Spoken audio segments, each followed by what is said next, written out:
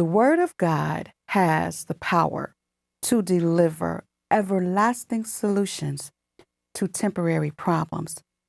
Once we grasp that and understand that, it brings us comfort and it gives us the ability to endure no matter what comes against us.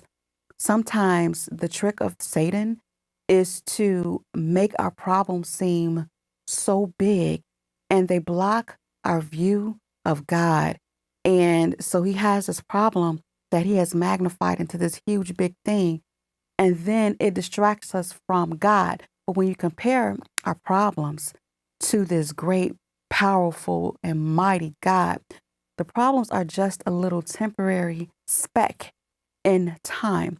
So we want to build our hopes on things that are eternal and understand that whatever you're going through is going to pass. It's only temporary. So we have to put all of our hope in eternal concepts and everlasting ideas, the power of God, the love of God, the salvation of God. Those are the things that will sustain us and keep us and take us through anything. So again, once we really grasp that, man, God is bigger than everything. He's greater than everything.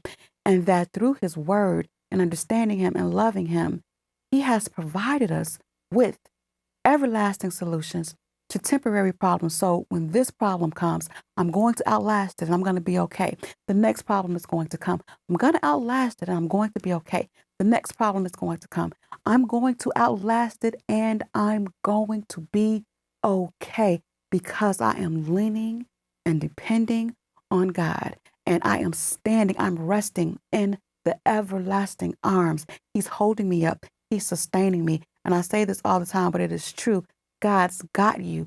And just give everything to him and don't allow the devil to distract you with these temporary problems because nothing down here matters. The only thing that matters is the Lord keeping you and preserving you so that you can go back with him when he returns to us in that great, glorious day.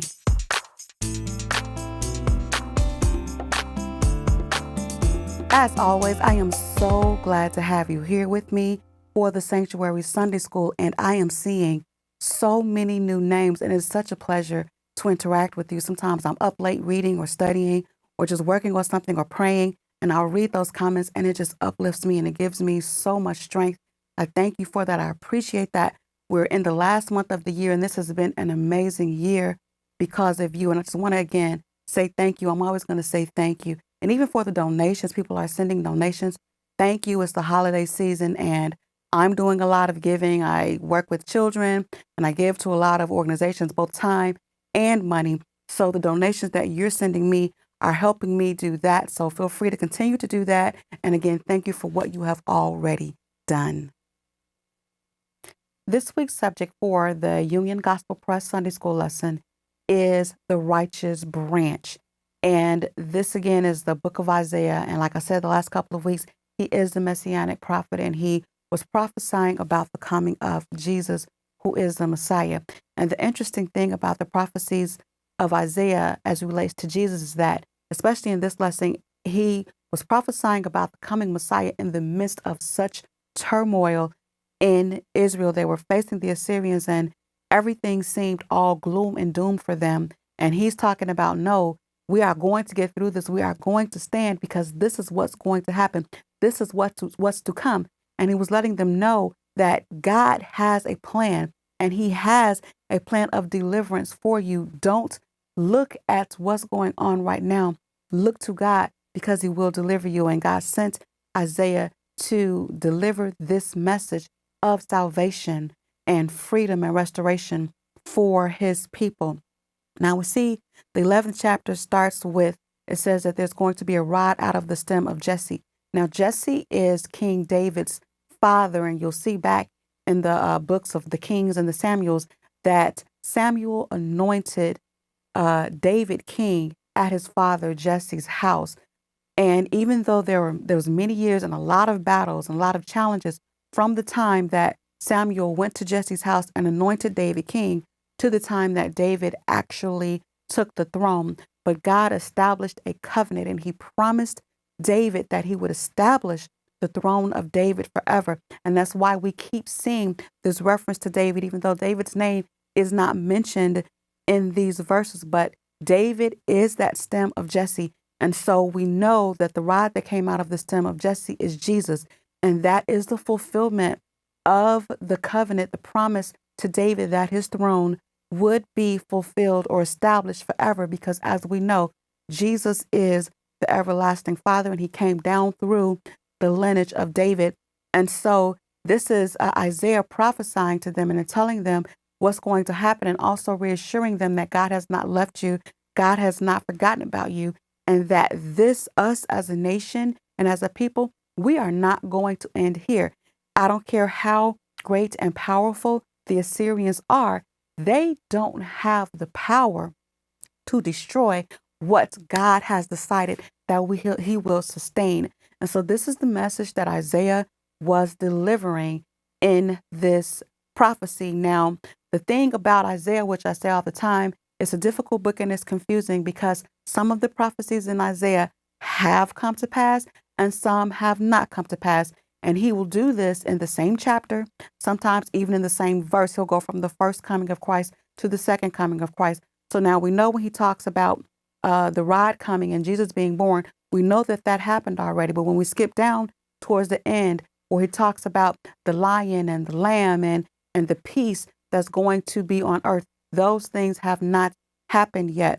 Jesus came the first time, and he came meek and he came lowly. He was born in a manger. We're going to talk about that next week in his birth. And he was the king, but he had a very humble, lowly lifestyle here on earth. When he returns the second time, it will not be so. He will come in all of his fury, all of his majesty, all of his glory, and he will put everything into subjection.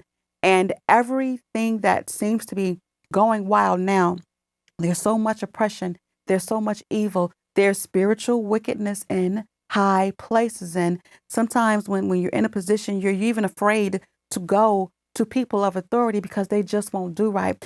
Jesus is going to put an end to all of that. And so we can really identify with what was going on in Isaiah's prophecy. That's one thing that I love about the word of God, because it's always timely. No matter what goes on, no matter what's happening, you can find a way to apply these scriptures to what is going on right now.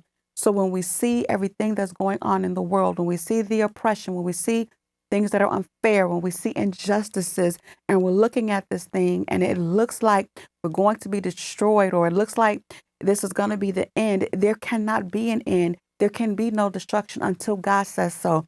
God is in control, and no one can harm you, hurt you, or destroy you because you're in the hands of God. God is controlling you, and that's why we have to focus on him and put our faith and our trust in him. You know, it used to be so when I was younger, my mom would tell me, you know, you get you a job and you stay with that company and you do good, they're going to be loyal. You can retire, and then you're going to have good retirement and you'll be set. Okay, well, now companies are laying people off. There is no such thing as company loyalty, and we just might not have a pension with the way that things are going here in the United States. So we are living in times we've always needed to depend on God, but now he is truly our only hope. Again, he has always been our only hope. But as systems, as governments, as all of the authorities around us are failing and are declining in morals and values and justice, we can always stand on the word of God because it is the truth. And we're living in a world where people they prefer to live a lie. They don't want to hear the truth. They will hate you for telling you the truth and just never speak to you again. But that's okay. Again, these are devices that the enemy is using to distract us. But you have to keep your mind on that righteous branch. The righteous branch. You know, one of my favorite scriptures is that when the enemy comes in like a flood, the Spirit of the Lord will lift up a standard of righteousness. See, and that's the thing. You have to uphold that standard. And when you think of a flood, and flooding happens where? On the lowest level. Your basement floods. Your second floor doesn't flood. So when that happens, so that's one thing I thought about when you talk about lifting up that standard.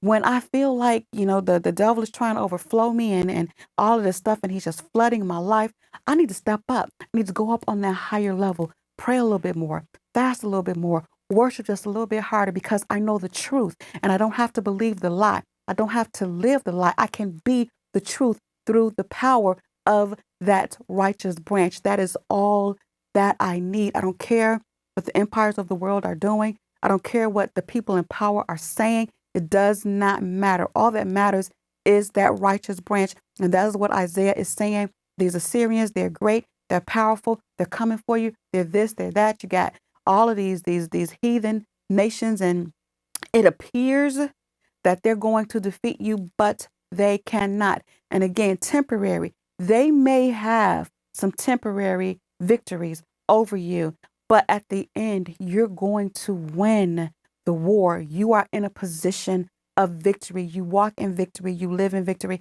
And that is the beauty of holiness to me, is to have victory in times of distress, in times of sickness, in times of heartache, in times of bereavement. You can have that strength and that peace of God, knowing that you're walking in victory and the devil can't do nothing with you.